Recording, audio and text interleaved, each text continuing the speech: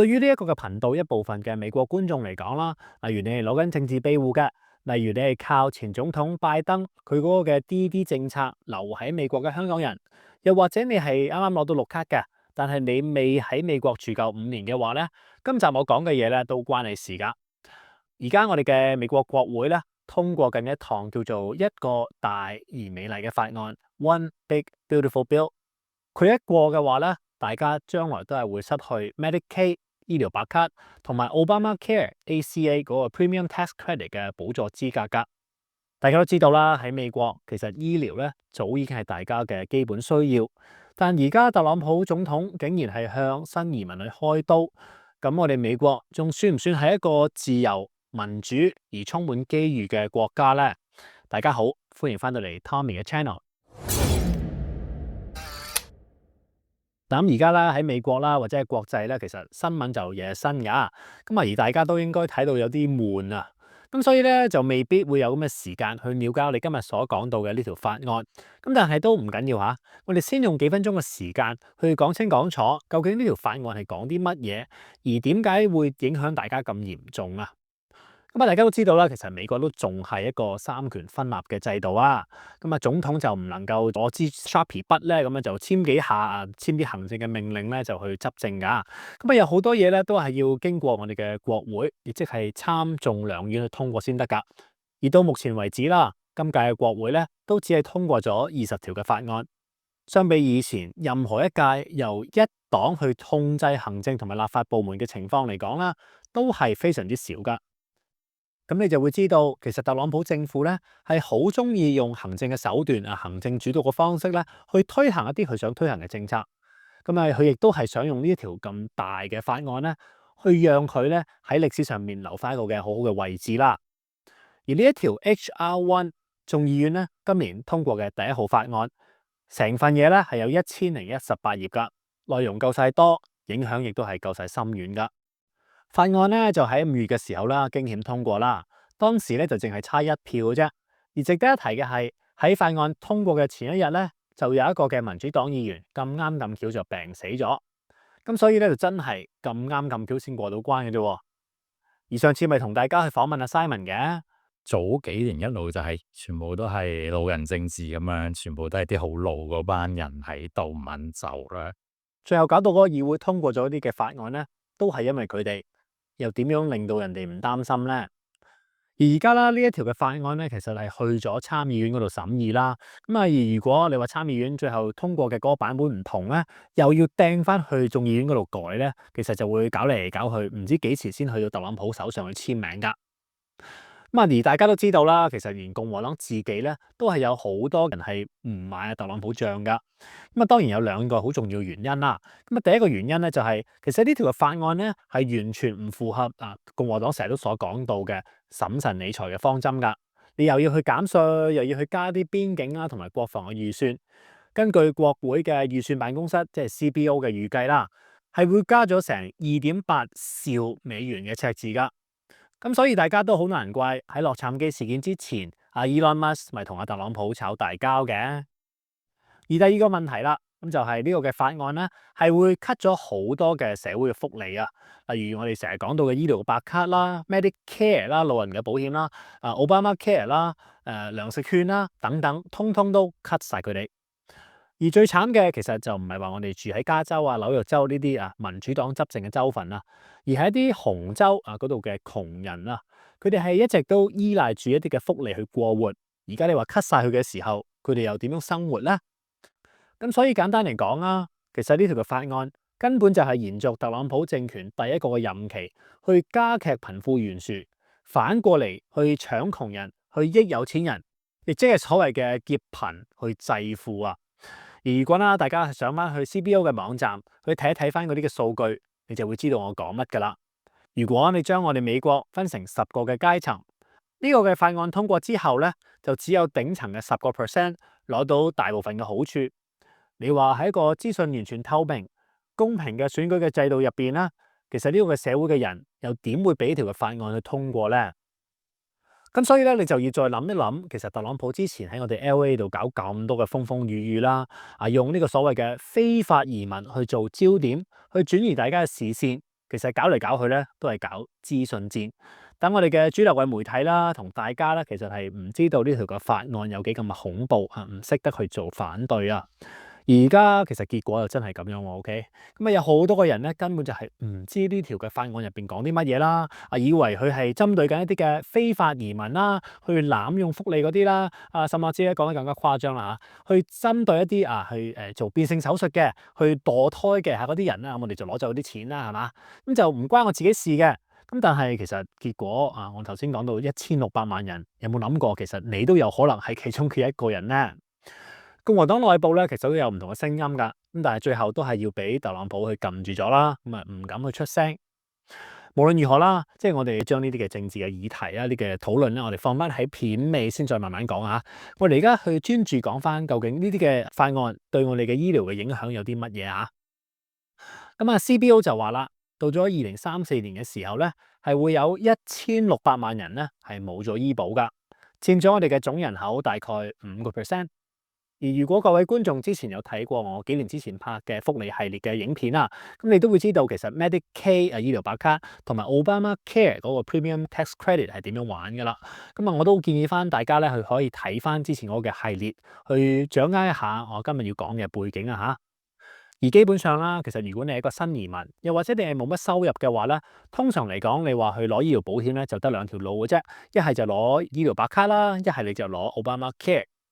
而你亦都可能會記得啦，我喺選舉之前咧，我咪拍咗一條片去提醒大家，如果最終係俾共和黨上台嘅話咧，前總統拜登佢搞嘅去擴大提供一啲比收入去高過聯邦貧窮線400% 嘅人嗰啲嘅 Obamacare 嘅 tax credit 咧，將唔會獲得延續。而特朗普同埋賀錦麗咧，其中只有賀錦麗係表明會延續呢個嘅資助。而家再加上特朗普政府最新嘅一啲嘅行政措施，呢度估計夾埋埋咧，係會有高達510萬嘅人係會失去醫療保險。然後影響最大嘅一群，當然就係我哋今集會詳細講解噶啦。咁就係呢度有將近1100萬人咧係會失去醫療保險噶。呢個嘅法案就新增規定，就話申請人係必須每一個月係要做夠80個鐘，仲要定期嘅去交一啲嘅工作記錄同埋收入嘅證明，先可以繼續去攞到個保險。之前聯合醫保嗰個嘅 CEO 被殺之後，咪同大家出咗一條片講美國嘅醫療保險制度嘅問題嘅。其中一個好大嘅問題咧，就係有好多嘅醫療項目你要做嘅話咧，係要事先去攞到個保險公司嘅授權啊。例如你去睇醫生啦，你去做手術啦，甚至你只係好簡單去買一個嘅處方藥都好啦。舉個例子啊，譬如你係啱啱睇完醫生嘅，你喺醫生嗰度攞咗張藥單啦，諗住去藥房去攞藥。然後你去到嗰個藥房嘅時候，嗰個 pharmacist 就同你講：喂，你嗰個保險咧就唔包你呢隻藥㗎喎。然後咧你就走翻去嗰個醫生嗰度，就同醫生講：醫生，你不如幫我改另外一隻藥啊，或者要唔同嘅牌子啊。然後你就再攞翻一張新嘅藥單，走翻去個 pharmacist 嗰度嘗試去攞藥。但係如果期間又咁唔好彩，遇上假期啦，或者系統嘅問題啦、行政嘅延誤等等，你又打唔到電話俾嗰個保險公司嘅話咧，好可能咧你就延遲就攞唔到嗰個咁急需嘅藥品。所以就點解啦？之前會有呢宗嘅槍殺案係呢件事嘅發生啦。而家啦，你話呢個法案再加埋一啲工作嘅要求，一啲嘅條件啦，就要求一啲嘅申請人必須要定期嘅登入呢啲嘅政府嘅網站，去提交一啲嘅收入啦、一啲嘅工作嘅記錄。而大家住喺美國住得耐，你都知道啦，一啲嘅政府嘅網站通常嚟講咧就好鬼麻煩嘅。一係咧你就話唔覺意唔記得咗交啦，一係咧你就交咗佢又話收唔到啦，一係咧就話入咗個網站然後就話 down 咗啦等等。最後有可能就連嗰份保險都冇埋嘅。有一個例子咧就係喺喬治亞州 Georgia。呢一個州咧係目前喺美國唯一實施相類似規定嘅州份。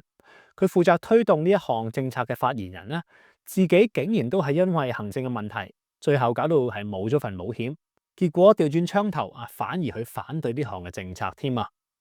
亦即係話啦，將來你話病人唔單單只係要去應付自己嘅保險公司，仲要係應付埋我哋嘅政府呢啲嘅行政嘅部門，反覆嘅去證明自己真係有咩資格去攞一個嘅醫療保險。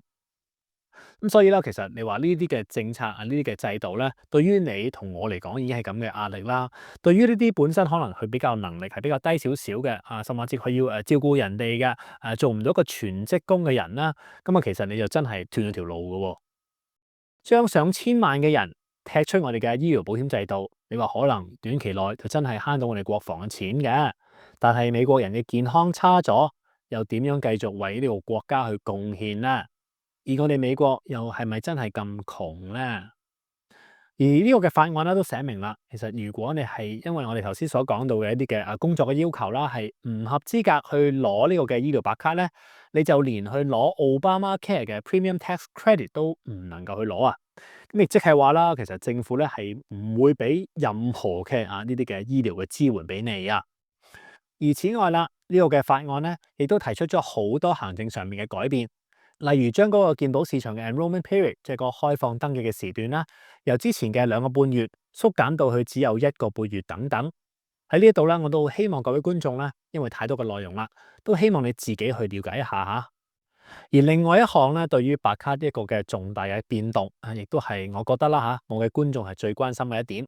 就係自2026年起啦。如果你有庇護嘅身份啊，無論你係等緊或者已經有啦，暫緩遣返即係 DED，臨時保護身份 TPS，又或者啦，你係有綠卡，但係未住夠喺美國5年等等嘅非公民咧，都係唔符合申請白卡嘅資格㗎。咁啊，各位觀眾可能你會話啦，喂 Tommy 啊，咁其實聯邦政府唔出錢咪算咯，係嘛？起碼我哋加州，起碼我哋紐約州一啲比較進步少少嘅州份，自己俾錢，自己揞荷包啊，去補貼呢啲嘅人咪得咯。咁但係唔好意思喎，各位，新嘅法案咧就連呢一點都諗埋㗎啦。佢咧就設立咗一個嘅懲罰機制。如果某一個州份咧，佢係堅持去照顧一啲唔符合嗰個資格嘅人士，即係頭先我講到啦，未住夠5年嘅，你申請緊政治庇護嘅，攞到政治庇護嘅，你有 TPS、DED 等等嘅人啦，聯邦政府咧都係會cut 咗佢哋俾呢啲嘅州份嘅補助，由原本嘅90%跌到落去只有80%。咁你諗下，其實州政府自己邊有咁多嘅錢自己去頂呢條即係 double 咗嘅數咧？咁所以咧，其實最終咧，亦都係可以預見啦，我哋州政府係冇辦法為所有嘅人咧去提供呢啲嘅醫療保險噶。而亦都有啲嘅觀眾咧，就可能會天真少少咧，就以為喂，咁其實冇咗醫療白卡啫，咁應該都仲有 Obamacare 嘅 Premium Tax Credit 頂住檔啩。好可惜地，呢個嘅法案亦都係會封死呢條嘅生路。同醫療白卡嘅規定係相似噶，庇護啦、TPS 啦、DD 啦、綠卡人士未住夠5年咧，通通都係攞唔到 Obamacare 嘅 Premium Tax Credit。而我諗大家都知道啦，冇咗呢個 tax credit，仲有邊一個人可以負擔得起咁貴嘅保費咧？所以換句話說啦，上述嘅群體將會通通嘅被徹底剝削，攞到一個低費醫療保險嘅資格。而其實呢個嘅政策背後嘅目的非常之簡單，亦即係話你冇錢嘅、冇學歷嘅、揾唔到一份好工嘅，你揾唔到一個願意俾你去買一個嘅醫療保險俾你嘅僱主嘅話咧，最好就唔好留喺美國啦，最好咧就躝屍趌路啦。OK，而呢個嘅法案亦都會有好多對住其他社會福利嘅改動。我今集就只能夠集中去講解關於醫療白卡同埋 Obamacare 嘅部分。不過啦，呢條嘅法案對於其他嘅保障嘅制度，包括住對長者嘅 Medicare， 針對住低收入家庭同埋兒童而設嘅糧食券 SNAP， 申請政治庇護同埋工作許可證即係工卡嘅費用大幅上升，審查嘅難度亦都會同步提高等等。大家又認為咁樣嘅美國仲係唔係我哋當初嚟到去揾希望嘅地方呢？而最令到我哋心寒嘅咧，係基本上而家呢一刻咧，就唔係話太多個人去為我哋今日所講到嘅醫療嘅保障嘅呢個嘅議題咧去發聲，亦都冇咩嘅組織出嚟反對。我哋香港人咪成日話要去靜靜雞去贏嘅，面對住大家新移民呢啲 DD 嘅朋友，佢哋嘅生計嘅問題，你仲覺得咁樣嘅講法啱唔啱用咧？喺選舉之前，有好多個人都會話特朗普係針對一啲非法嘅移民。亦都有好多嘅人去批評我用無證移民呢4個字係混淆視聽。但如果你真係睇真啲，不論係呢一條嘅法案嘅章節嘅名稱，定係特朗普政府一直去推廣嘅呢啲嘅文宣入邊所用到嘅措辭，幾乎都係清一色嘅去強調針對所謂嘅非法移民。而我一直都講啦，其實所謂嘅非法移民一直以嚟都係攞唔到聯邦提供嘅福利㗎。咁用呢條嘅條文，其實你話針對嘅人實際係邊一個呢？咁所以你話究竟係邊一個喺度混淆視聽呢？又究竟係邊一個先係被真正嘅蒙在鼓裏呢？白紙黑字，大家睇完就知道，唔使我再多講。咁當然啦，呢項嘅法案咧入邊有好多唔同嘅細節，喺正式通過之前呢，仍然可能有好多嘅修改。但我今集所提到嘅關於醫療保險嘅重點咧，應該都唔會有太大嘅出入噶啦。咁所以啦，如果住喺美國嘅觀眾你係住喺嗰個區咧，係共和黨人執政嘅，都請你記得去聯絡你嘅參議員同埋眾議員，用寫信啦、寄電郵啦、打電話啦，甚至去到佢哋嘅社交媒體留言都得噶，去表達你對呢個嘅法案嘅反對。而最後啦，呢條嘅法案咧，仲有好多可能你係未知道嘅內容，例如對聯邦資助嘅學生貸款新增一個5萬元嘅上限，去打擊一啲嘅學生去追求高等教育嘅意欲。針對混能同埋電動車嘅車主，每年額外徵收100蚊到250蚊美金嘅登記費。對身處喺美國嘅非公民人士，匯款到海外嘅時候，徵收3.5% 嘅匯款手續費。咁當然啦，仲有媒體都好特別關注嘅，關於小費啦，關於加班費暫時豁免徵稅嘅條文，以及將商業收入嘅豁免 QBI 嘅比率由2%上調到去2.3%，第899條嘅所列嘅報復性稅收等等嘅措施，全部都好影響你同我生活同埋美國嘅經濟同埋政治嘅格局。而呢一個嘅法案，眾議院通過嘅版本咧，係有1018頁噶。我知道大家應該就唔會睇晒噶，咁但係如果你真係有時間去深入研究嘅話咧，其實網站上面係有2個嘅版本噶。5月20號嗰個咧係比較易睇啲噶，但係就長少少。22號嗰個咧就會比較難睇啲。又或者我都建議你啦，你可以揾 ChatGPT 等等 AI 嘅工具咧，幫你去 scan 一下，快速嘅去獲取你想知道嘅重點。而如果咧，其實喺美國咧，你話想提升嘅英文嘅能力啦嚇，好多人都會建議你去睇多啲英文嘅新聞報導啦。咁但係如果你話你想去掌握英文嘅文法同埋一啲嘅邏輯嘅結構咧，我都好建議你咧去睇一啲咁冗長嘅一啲嘅法案嘅文本啊，係一個都幾好去訓練你自己英文嘅一個訓練嚟噶。咁相關嘅連結咧，我都放晒喺下邊啦，影片嗰個 info box 噶啦。咁有錯嘅話咧，都希望各位咧就係唔好吝嗇啦，去指正我啊。而最後啦如果呢個法案咧真係通過咗啦我唔知佢最後係點樣啦。咁亦都就係話啦，有好多人咧應該就係雞蛋又買唔起啦，汽油入唔起啦，醫療保險冇埋啦，甚或之咧最後咧你俾人哋褫奪埋佢嘅合法嘅身份遞解埋出境都有可能喎。OK，咁之後咧再同大家去解釋一下究竟嗰陣時咧係會對大家有啲咩影響。不過啦，到咗嗰陣時咧，其實我都會問下我自己，其實我仲有啲咩嘅理由喺 YouTube 呢度同大家去講移民美國咧？又或者啦，我諗都係時候啦我諗我呢個頻道都係要轉一轉換話題啦講啲唔好咁深奧嘅嘢啦。OK，好啦，咁都多謝各位嘅觀眾睇到最後，都希望大家可以平平安安。如果你中意呢個影片啦，都希望你可以 like、subscribe、share 俾你身邊嘅朋友去睇啦，同埋 comment 咁都多謝大家，拜拜。